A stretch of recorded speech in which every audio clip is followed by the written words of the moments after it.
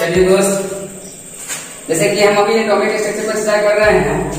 जैसे कि देखिएगा, एक न्यूक्लियर का पार्ट जो होता है, जिसको हम लोग न्यूक्लियर जानते हैं, वो एक सूक्ष्म होता है। क्या होता है? सूक्ष्म होता है। वह इसमें हमको पता चलेगा कि कहाँ पर न्यूट्रॉन, प्रोटॉन, इलेक्ट्रॉन है। नो डाउट, सही है। बहुत सारे लोगों का कंफ्यूजन है कि कहाँ पे होगा, नहीं होगा। तो मेरे भाई, हम यहाँ पे आपको बताने का प्रयास करेंगे कि इसको थोड़ा हम जूम करेंगे। क्या करेंगे? जूम करेंगे। जैसे कि किसी भी क्लियरिटी को देखना होता है मोबाइल पे, तो हम उसको क्या कर देते हैं?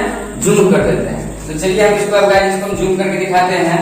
इसे जूम कीजिएगा तो बुआ हो इस प्रकार के स्ट्रक्चर आपके सामने बनेगा। सही है। अच्छा, ये आपसे पूछेंगे बुआ हो, ये 1 बनता है, 2 बनता है, 3 बनता है कि ये इनफाइनाइट बनेगा? तो आपका ये जवाब आएगा कि ये इनफाइनाइट बनेगा। क्या बनेगा? इनफाइनाइट। बहुत बढ़िया, बहुत बढ़िया। लेकिन हम आपको इसके जस्ट पहले बनाए हैं, तो उसमें आपको दिखाए हैं कि इनफाइनाइट होता है। लेकिन बेसिकली आपको पूर्ण रूप से जानने के लिए 4-5 ले सकते हैं, मतलब इसमें बढ़ा भी सकते हैं, कोई दिक्कत नहीं। सही है। चलिए, बहुत बढ़िया। अब इसमें छोटी छोटी टर्म को हम जानेंगे। क्या करेंगे? जानेंगे। जैसे हम आपको अभी बेहतरीन पार्ट के बारे में बता रहे थे कि ये हुआ होता है न्यूक्लियस। नहीं तो न्यूक्लियस से कि अगर इंटरनली भाग में पूछा जाए, आंतरिक भाग में, सही है, तो हुआ वो आंतरिक भाग में वो न्यूट्रॉन और प्रोटॉन होता है। क्या होता है? न्यूट्रॉन और प्रोटॉन होता है। सही है। तो कोई पूछे आपको कि न्यूक्लियस के अंदर क्या होता है, तो आप कहिएगा न्यूट्रॉन और प्रोटॉन होता है। याद करना है मेरे दोस्त। सही है। ये हुआ हम इसको बोलते हैं न्यूक्लियस। सही है। न्यूक्लियस को हिंदी में बोलते हैं नाभिक। क्या बोलते हैं मेरे दोस्त? नाभिक। सही है। तो आपको यदि आपको पूछा जाए कि न्यूक्लियस के अंदर में क्या होता है, तो आप कहिएगा मेरे दोस्त न्यूट्रॉन और प्रोटॉन होता है। बिल्कुल, न्यूट्रॉन और प्रोटॉन होता है। क्लियर है? अब आगे बात न्यूट्रॉन और प्रोटॉन के बारे में विशेष तो आप जाने गए हैं। अब आपको बताना है कि इलेक्ट्रॉन कहाँ पे होता है।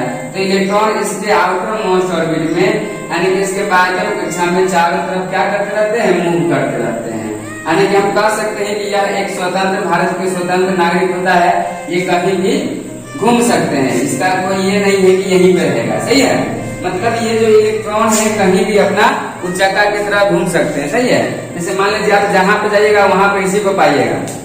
होता क्या है कि एक बाप का 2 बेटा होता है। सही है। एक लायक होता है, एक नालायक होता है। तो हम यहाँ पे 2 बाप का बेटा हम बताने का प्रयास करेंगे कि न्यूट्रॉन प्रोटॉन जो होता है मेरे दोस्त, ये जो होता है लायक बेटा होता है। क्या होता है? लायक। क्यों? क्योंकि ये न्यूट्रॉन प्रोटॉन नाभिक के अंदर में होता है। और ये जो इलेक्ट्रॉन है ये उच्चका है। इसको अंदर में कहिएगा काम में नहीं करेगा। आज कहिएगा इसको मार के जाने के लिए तो चला जाएगा हॉल में मेरे दोस्त।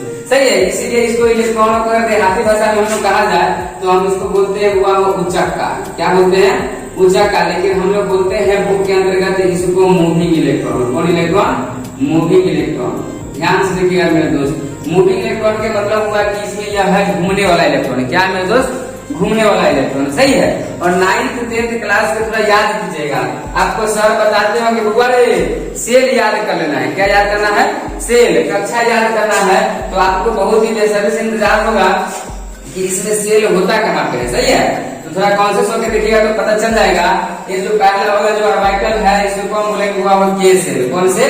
के सेल। सही है। दूसरे वाले को बोलते हैं एल सेल, तीसरे वाले को एम सेल, चौथे वाले को एन सेल। उसी प्रकार से ओ सेल होता है। डैश डैश डैश डैश ये तो बनता है इनफाइनाइट तक, लेकिन मैक्सिमम हम 7 टर्म तक पढ़ते हैं। बिल्कुल, बहुत बढ़िया। अच्छा देखिएगा हुआ हो, इसको हम बोलते हैं सेल। क्या मेरे भाई? सेल। सेल को हिंदी में आप लोग कक्षा भी बोल सकते हैं, कोई दिक्कत नहीं है। तो ये के सेल है, एल सेल है, एन सेल है, एन सेल है, ओ सेल है। उम्मीद करते हैं तो क्लियर हो ही गया होगा। अब हम आपको बताएंगे कि हुआ वो जो कक्षा होता है उसका पर्सनली नाम होता है, नंबर होता है। यानी पहला कक्षा, दूसरा कक्षा। उसी प्रकार से हम नंबर को तो बताने का प्रयास करेंगे कि n बराबर 1, यानी n बराबर 1 जो मेरे भाई लिए हैं ये पहला कक्षा है। के सेल है। कौन सेल है? के सेल है। n बराबर 2, n बराबर 2 जो रहेगा मेरे दोस्त दूसरा सेल हो गया। n बराबर 3, n बराबर 4, n बराबर 5। तो मेरे भाई यदि ये इनफाइनाइट तक जा सकता है तो ये भी इनफाइनाइट तक हो सकता है। बिल्कुल सही समझ रहे मेरे दोस्त। तो ये भी इनफाइनाइट तक चला जाएगा। तो हम लोग इसको बोलेंगे क्या मेरे दोस्त? इसको बोलेंगे हुआ हो और भी। क्या बोलेंगे? और भी। बस नाम अलग अलग हो गया है लेकिन रूप स्वरूप वही है। पहले कक्षा में के सेल, दूसरे कक्षा में एल सेल, तीसरे कक्षा में एम सेल, चौथे कक्षा में एम सेल। यानी कक्षा जैसे जैसे बढ़ेगा वैसे वैसे सेल का विभाग वैल्यू बढ़ता चला जाएगा। बहुत बढ़िया। अब यहाँ तक तो आपको क्लियर हो गया।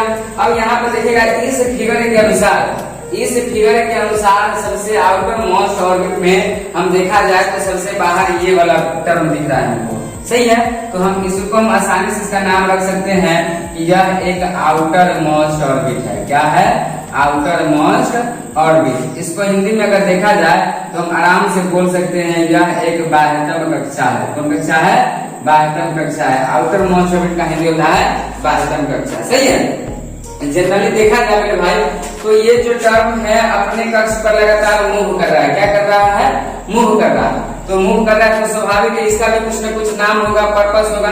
तो मेरे भाई यहाँ पे देखिएगा, जैसे मान लेते हैं ये पहला घर होगा, नहीं, ये दूसरा हुआ, ये तीसरा हुआ, ये चौथा हुआ, इसी तरह से इनफाइनाइट तक बढ़ सकते हैं। तो इसको बोलेंगे पाथ ऑफ ऑर्बिट। क्या बोले भाई?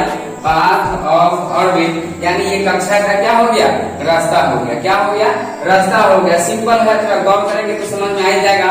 हम बताए हैं नाभिक के अंदर क्या होता है तो न्यूट्रॉन प्रोटॉन, नाभिक के बाहर क्या होता है तो इलेक्ट्रॉन होता है मेरे दोस्त। सेल कहाँ पे होता है तो इसी में बताए ये होता है आपका K shell, L shell, M shell, N shell. बहुत ही भी आइए आपको कंपटीशन में भी ये साथ देने वाले हैं। अब कौन सेल कैमा घर में होता है पता हम बता ही दिए हैं कि पहला घर में कौन सेल होगा तो के सेल, दूसरा घर में कौन सेल होगा तो एल सेल।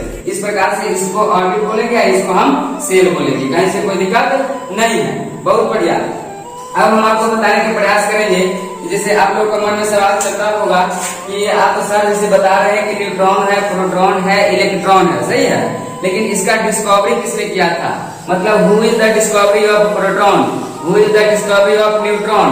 वाकई में इसका न्यूट्रॉन प्रोटॉन का खोज किसने किया था तो हम आपको एक अचूक तरीका बताने वाले हैं। उससे पहले गाइस इसको एक बार जरूर कॉपी पर नोट करना है, एक बार कॉपी अपने पास रखना है ताकि क्लियरिटी होना चाहिए, सही है। चलिए हम इसको बताएंगे। आ जाइए फिर से। यहाँ पे मैं आपको बता रहे हैं एकदम अचूक तरीका बता रहे हैं। जैसे हम बता रहे थे न्यूट्रॉन प्रोटॉन इलेक्ट्रॉन, सही है, उसका डिस्कवरी किसने किया था तो एक मूल्य ट्रिक याद कर लीजिएगा मेरे भाई, एक मूल्य ट्रिक याद कर लीजिएगा। यदि ये याद कर लेते हैं तो हमको नहीं लगता है कि लाइफ में कभी आप इसका डिस्कवरी भूल सकते हैं, इसका खोज भूल सकते हैं, सही है। जैसे आपसे पूछ देता है पहला टर्म कि इलेक्ट्रॉन का खोज किसने किया था, नहीं हो। अच्छा, दूसरा टर्म बताया हमको वो प्रोटॉन, नहीं हो। यही कहानी का मेन हीरो है। अगर इसको समझेगा तो समझने में सारी चीज समझ गए, सही है।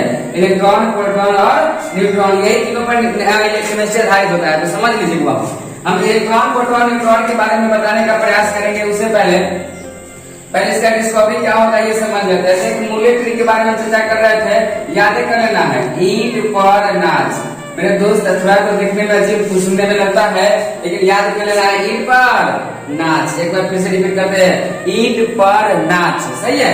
देखिए मूल्य से क्या बताने का प्रयास कर रहे हैं, ईंट पर नाच बहुत अजीब बढ़ा रहे हैं। नहीं बहुआ होता है, ध्यान देने वाली बात है।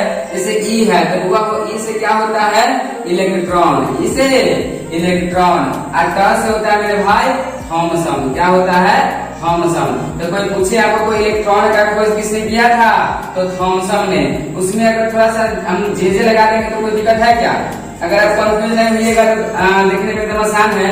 ई से इलेक्ट्रॉन और ट से थॉमसन, जे लगाने के बाद बोला जाता है वो जे थॉमसन। तो आपको पूछेगा इलेक्ट्रॉन का खोज किसने किया था तो जे थॉमसन ने किया था। चलिए अब कहानी मानते हैं प से, नहीं हो तो प से हो जाता है मेरे भाई प्रोटॉन। क्या होता है प्रोटॉन, सही है। अगर मान लेते हैं र से होता है मेरे भाई रदरफोर्ड। क्या होता है रदरफोर्ड। मेरे भाई पुराना वाला बुक में देखिएगा तो रदरफोर्ड मिलेगा। अब न्यू वाला बुक में देखिएगा तो ये होता है वो गोल्डस्टीन। क्या होता है गोल्डस्टीन। तो यदि आपसे कोई पूछे कि प्रोटॉन का खोज किसने किया था तो कहिएगा रदरफोर्ड, सही है। या आप नए वाला कंपटीशन वाले भाई हैं तो वो गोल्डस्टीन मानेंगे, सही है। बहुत बढ़िया। अब मेरे दोस्त मानते हैं नाच, तो एन से होता है न्यूट्रॉन। एन से क्या होता है न्यूट्रॉन। और च से होता है मेरे दोस्त चैडविक। च से क्या होता है मेरे दोस्त चैडविक, सही है। यदि आप चैडविक बोल लिए हैं तो थोड़ा कष्ट कर लेंगे, इसमें जेम्स याद कर लेंगे, सही है। James Chadwick. कोई पूछेगा न्यूट्रॉन का खोज किसने किया था तो जेम्स चैडविक। एक हम पर ध्यान दीजिएगा। देखिए मेरे दोस्त, हम आपको बताया है ईंट पर नाच, कंफर्म है ना, ईंट पर नाच। तो ई से इलेक्ट्रॉन और ट से थॉमसन। इलेक्ट्रॉन का खोज जे थॉमसन ने किया था, सही है। उसके बाद है पर से प्रोटॉन और से होता है मेरे दोस्त रदरफोर्ड। कोई आपसे पूछे कि प्रोटॉन का खोज किसने किया था, तो रदरफोर्ड ने किया था। बहुत बढ़िया, उम्मीद करते गौर करते रहिएगा। नाच तो एन से होता है न्यूट्रॉन और च से होता है मेरे दोस्त चैडविक। कोई पूछे न्यूट्रॉन का खोज किसने किया था, तो जेम्स चैडविक ने किया था, जो कि हम बहुत ही बेहतरीन तरीके से आपको बता दिए हैं। नोट कर लीजिएगा तो बेहतर रहेगा। जैसे ईट है तो इस इलेक्ट्रॉन और ट से थॉमसन, जे थॉमसन ने किया था इलेक्ट्रॉन का खोज। पर से प्रोटॉन और से रदरफोर्ड और गोल्डस्टीन। पुराने वाले बात बुक में देखिएगा तो रदरफोर्ड है, अब आगे हुआ गोल्डस्टीन। रूप स्वरूप दोनों का एक ही है। बहुत बढ़िया, आगे बढ़ते हैं। नाच तो एन से न्यूट्रॉन और च से होता है मेरे दोस्त चैडविक। क्या होता है, चैडविक, जेम्स चैडविक। ईट पर नाच, सही है। यदि आपसे कोई पूछ दे कि इलेक्ट्रॉन का खोज किसने किया था, तो आदमी ने मत बोल दीजिएगा कि ईट पर नाच, नहीं तो कहेगा बाप क्या पढ़ा दिए सर। इलेक्ट्रॉन का खोज जे थॉमसन ने किया था। उसको ट्रिक को बताने का प्रयास कीजिएगा, आपका वो फैन हो जाएगा। बहुत बढ़िया, बहुत बढ़िया, ये ट्रिक क्लियर हो गया। अब हम आपको एक बेहतरीन बात बताने वाले हैं कि इलेक्ट्रॉन का बहुत सारा कंफ्यूजन होता है, न्यूमेरिकल होता है। बहुत सारे बच्चों को चार्ज में प्रॉब्लम होता है, मास में प्रॉब्लम होता है, सिंबल में, रिलेटिव चार्ज में। तो वो एक डायग्राम के माध्यम से आपको क्लियर करने का प्रयास करेंगे। बस 2 मिनट का समय अब और आपका चाहिए। चलिए मेरे दोस्त, हम आपको वही बताने का प्रयास कर रहे थे, एक डायग्राम की सहायता ले रहे थे। मस्त डायग्राम है, वीवीआई डायग्राम आप कह सकते हो इसको, वीवीआई डायग्राम, सही है। तो वीवीआई डायग्राम पर ध्यान देते हैं मेरे दोस्त। इसे कि हम आपको बता रहे थे पहला कि सब एटॉमिक पार्टिकल, क्या है मेरे दोस्त, सब एटॉमिक पार्टिकल। बहुत बढ़िया, बहुत बढ़िया। सब मतलब उप, एटॉमिक मतलब परमाणु, पार्टिकल मतलब कण। थोड़ा फास्ट लेंगे तो ध्यान दीजिएगा। सब एटॉमिक पार्टिकल का हिंदी होता है उप परमाणु कण। ध्यान में बैठा लेना है। सब एटॉमिक पार्टिकल का मतलब उप परमाणु कण। उसके बाद मेरे दोस्त इसका होता है सिंबल। क्या होता है, सिंबल। इसका संकेत याद करना है मेरे दोस्त। उसके बाद इसका रिलेटिव चार्ज, क्या होता है, रिलेटिव चार्ज, ध्यान से समझना है। उसके बाद होता है हुआ हो इसका चार्ज, क्या होता है, चार्ज।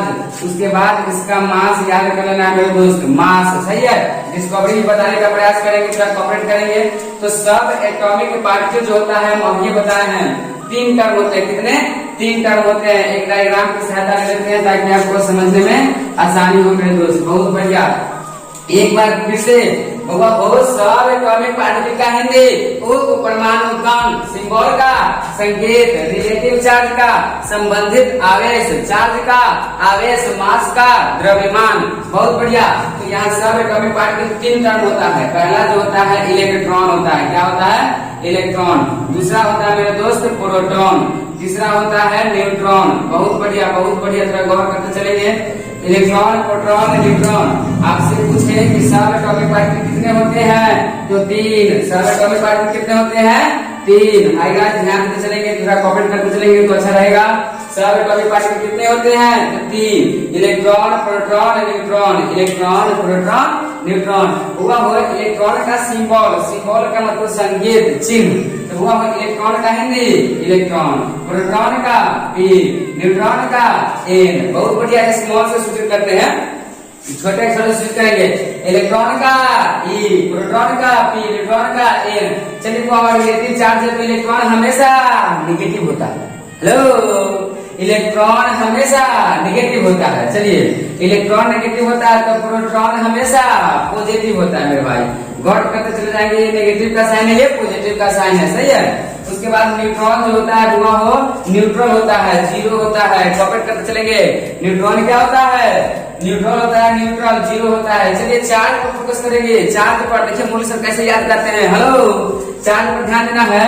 इलेक्ट्रॉन का जो चार्ज होता है -1.6 गुने 10⁻⁻19 कूलम।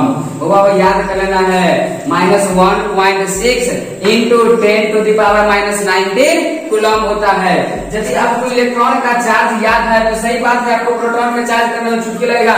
सिर्फ इसमें से क्या करना है, माइनस को हटा देना है। जैसे आप माइनस हटाते हैं तो सेम फंक्शन वही रहेगा, 1.6 गुने 10⁻⁻19 कूलम। यस सर, समझ में आ गया।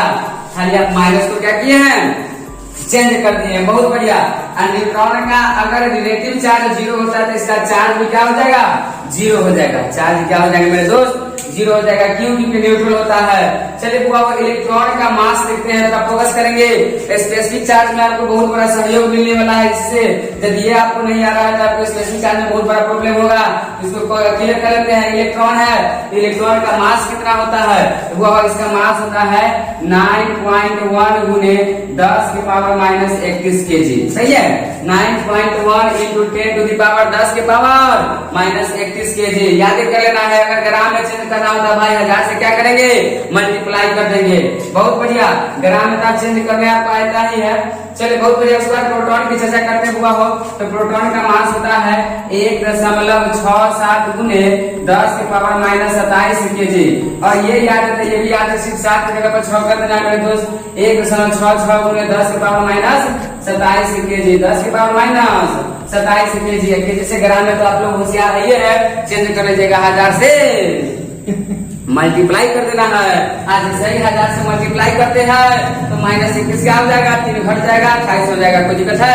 ये 27 से ये 24 हो जाएगा, 27 से 24 हो जाएगा। मेरे दोस्त मास हो गया, चार्ज हो गया, रिलेटिव चार्ज, सिंबल, सब एटॉमिक पार्टिकल बता दिया। डिस्कवरी अभी बताए हैं। डिस्कवरी का मतलब होता है बुआ खोज। डिस्कवरी का मतलब खोज। सही है, डिस्कवरी मतलब खोज। डिस्कवरी का बुआ जैसे कि आपसे कोई पूछे इलेक्ट्रॉन का खोज किसने किया था तो कहिएगा जे थॉमसन। अभी ने बताया मेरे भाई, अभी ने ट्रिक दिए थे जे थॉमसन। अब प्रोटॉन का खोज किसने किया था तो मेरे दोस्त प्रोटॉन का खोज रदरफोर्ड। कौन किया था मेरे भाई? रदरफोर्ड। और करके इसको पुराने वाला बुक के हिसाब से बोलेंगे गोल्ड स्टील। क्या मेरे भाई? Gold steel. बहुत बढ़िया, बहुत बढ़िया। उसके बाद ये प्रोटॉन का तो खोज क्लियर हो गया है। अब आपको न्यूट्रॉन के बारे में बताएंगे हुआ हो तो न्यूट्रॉन का खोज किसने किया था तो कहे हैं जेम्स चैडविक। किसने किया था? James Chadwick. बहुत बढ़िया। ये डायग्राम पापा जी का नाम भूल जाना है मेरे दोस्त। अगर ये डायग्राम आपको याद है तो स्पेसिफिक चार्ज आपको सीखने से कोई नहीं रोक सकता है। बहुत बढ़िया, बहुत बढ़िया। एक बार फिर से रिपीट। सब atomic particle, symbol, relative charge, charge, mass, discovery. अगर आप कंपटीशन के स्टूडेंट हैं, याद कर लीजिएगा तो कोई कंपटीशन का सेट उठाइए। किसी का किसी का चार्ज पूछता है, किसी का मास पूछता है, दोनों याद है तो स्पेसिफिक चार्ज निकालने में कोई प्रॉब्लम नहीं होगा। बहुत बढ़िया।